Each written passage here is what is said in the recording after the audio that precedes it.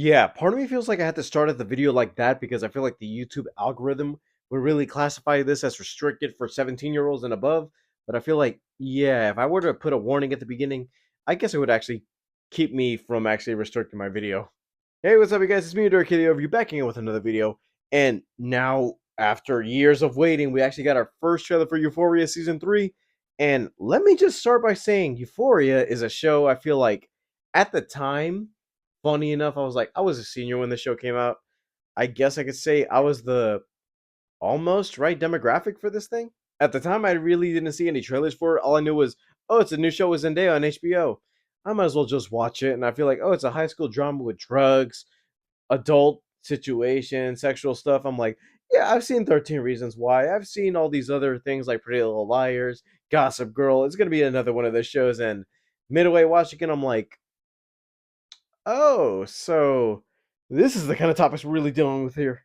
As for a show, Euphoria really did its thing with actually incorporating some characters and drug problems and other characters and side stories situations where I feel like, oh, these are actually adult situations in I wouldn't say teen dramas because this is basically like a TVMA show, but also one of the most adult teen dramas I've seen in a minute. Because I was like, "Yo, are teens actually watching this?" And the fact that one of the kids really talked to Zendaya in the middle of doing an interview for this thing. Zendaya, what was it like going from Disney to this? Please tell me you were not in here for this.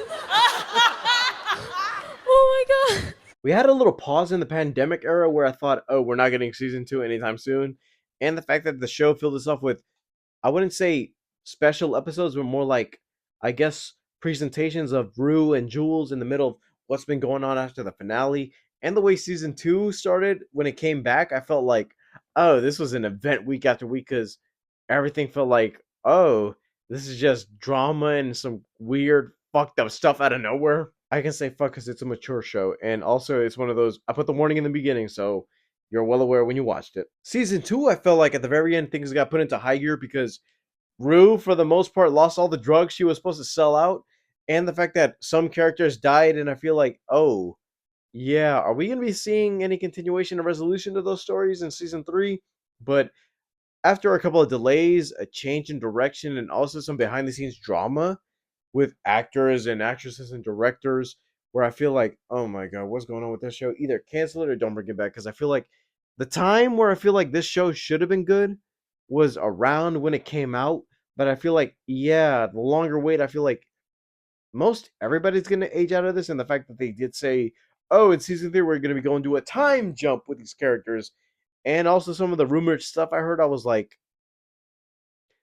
I'm not even sure if that's like a positive thing to do because I feel like if you're going to incorporate some stuff and aspect onto characters who dealt with trauma, I wouldn't put them towards extreme situations because I feel like, yeah, you could say some of it benefits the character because it's like, oh, you're pushing him in new directions, like Ruby and on the run, knowing that Lori's on her path. Cassie ended up with Nate, which I feel like, it's Sydney Sweeney, but then again, I'm like, yeah, I wouldn't even agree with this situation in the show because the way season 2 ended off, where I'm like, oh, she wanted Nate, but then now again, she felt like she had to be all crazy, obsessed girlfriend over him when Maddie was with him. And I guess Maddie was the one who got the dead stick of the meal because I feel like she was the one actress I feel like who could have been in other stuff, but also behind the scenes, it's like she didn't get a lot of stuff outside of Euphoria, and I feel like, yeah, what's going on with the show? Because I feel like it's fucking up some actors in the process. There's a lot of behind the scenes drama I would get into for a trailer reaction, but I feel like now that the show's coming back, I feel like those would be better safe for a season review. But I feel like if I'm gonna really get into season 3, I might as well just say, yeah, season 3 takes place a couple years after season 2. All the characters are in different paths, which I feel like I wouldn't even say I don't think it's the right way to put these characters based off where they last left off, but Euphoria's back, and hopefully they could try to make a mark with this one because I remember when they tried doing The Idol as like, oh, it's a spin-off show in the world of Euphoria till that show fell and dropped, and I was like, you know what? That's not nowhere. What do you mean this is a spin-off of Euphoria? That doesn't mean anything right now. Hopefully things pick up in this trailer, so in that case, let's get to the trailer.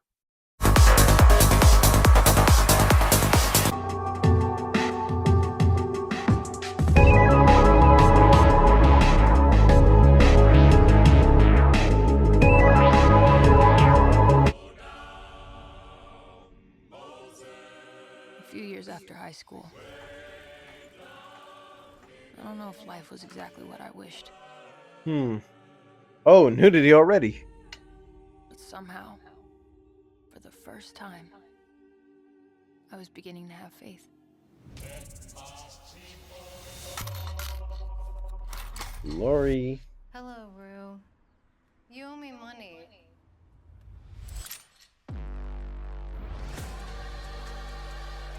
You know, Whoa. the belief that certain people are cursed. Yeah. I work all day. My bride to be is spread eagles on the internet. I was just making content. Yeah, I'm doing that I too. don't really know why, but there's gotta be something wrong with them. Are you seeing anyone? No. You hear about Jules? Not that weird. Every girl I meet is a sugar baby. Yeah, but you don't do it. No, I'm not a fucking hooker. Wherever these unlucky folk go, there's a cascade of trouble. You walk up into my house, dance with my girls, and you don't even introduce yourself. Oh, motherfucker! It's a new chapter, all right? So some of the rumors are true on this one. Rue, I take her. Rue belongs to us. The problem is, if you make a deal with the devil, there's no turning back.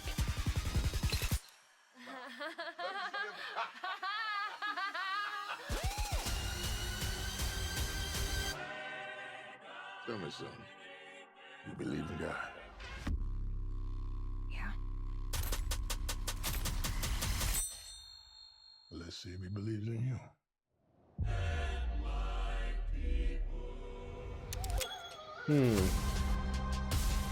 Yeah, this is not the same show. I guess part of me feels like after this whole delays and number of rewrites, and I feel like this whole transition of instead of canceling the show or at least pinpointing where the characters would be now, I guess the show isn't exactly the way it was when it started because you could look at season one and say, "Oh, Rue has a crush on Jules," and there's some other stuff going on in the background, like Maddie with Nate and their relationship problems. Cassie trying to figure out her whole situation with McKay, and season two turned out to be a whole exposing where I guess everything they've done in season one has been exposed to everyone in high school, and we don't get to see what happens after that. Also, the fact that some characters and actors that aren't with us right now, like Fez, Angus Cloud, aren't here to actually continue on with their story. And seeing as though, yeah, Ashtray's dead, but we're not going to get any resolution of what happened there. Because I feel like, yeah, those are some main aspects that should be here. But the fact that we're dealing with, I guess, drug deals, it seems like we're getting some OnlyFans, also some, I wouldn't say sex work stuff in this series now. I'm like, I wouldn't say this is like the positive influence, even though I don't even know if anything is positive in this show. Rue's story in this whole thing feels like she's on a whole drug train to actually get away from it all, but also the fact that also the cartel's coming for her. I guess I wouldn't say the cartel, but also the feels like they're not in California for the most part. Where I don't even want to assume they're in Mexico because I feel like yeah, there has been set footage of them filming in California in a smoke shop, but I don't even know if they're traveling across the world in this one because I feel like Rue's whole story, the fact that she lost the drugs and that she owes Lori money and there are people coming after her to go get it, is like, yeah.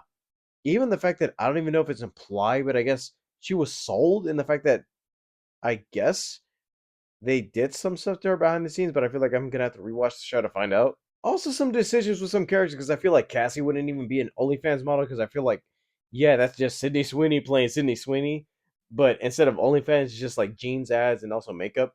Even bathwater, but I feel like there's some soap in that too. Maddie, I wouldn't have expected her to be like a sugar mama or one of those sugar babies.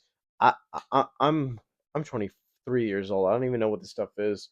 I'm old enough to understand stuff, but I'm like, I don't even know this new lingo that people know nowadays. Even the fact that I'm like, aren't they sex workers at this point if they're just trying to do that? But I guess she even said herself in the trailer, I'm not a hooker, but I'm like, aren't you like the dom or the person that's doing this whole thing? I guess it's gonna be a test run to see how this whole new season goes, but also I feel like it's gonna be a way to say this is the show now.